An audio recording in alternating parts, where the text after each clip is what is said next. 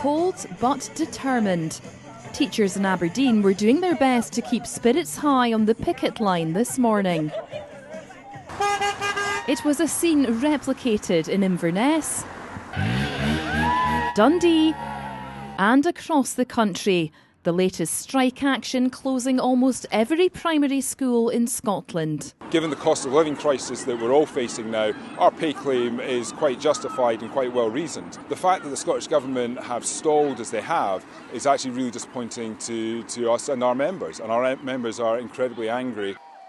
Teachers want a 10% pay rise. Unions have already rejected a 5% offer from the Scottish Government, which includes increases of up to 6.85% for the lowest paid staff. Our salary does not reflect what we do in a day-to-day job, so therefore it's really important to stand with each other to ensure that we are getting recognised for all those hats that we wear in our job day-to-day. Talks were held yesterday to try to reach an agreement in this dispute, but they ended without any breakthrough. The Scottish Government says any pay deal must be fair and affordable. However, the unions here say that if a new offer isn't put on the table, then strikes like this one will continue. Today's strike action meant a day off school for thousands of pupils. They include Engie's 3 children. She wants the row resolved as soon as possible.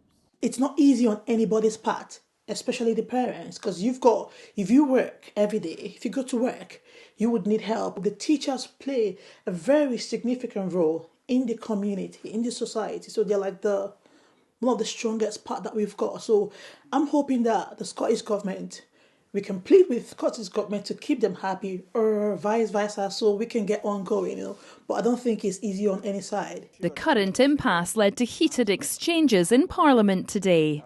Teachers are on strike for the first time in 40 years because this SNP government have repeatedly let them down. They don't want to strike, but she's letting teachers down. She's letting pupils down. We are, of course, looking at considering all options to resolve this dispute, looking at the scope where there is compromise.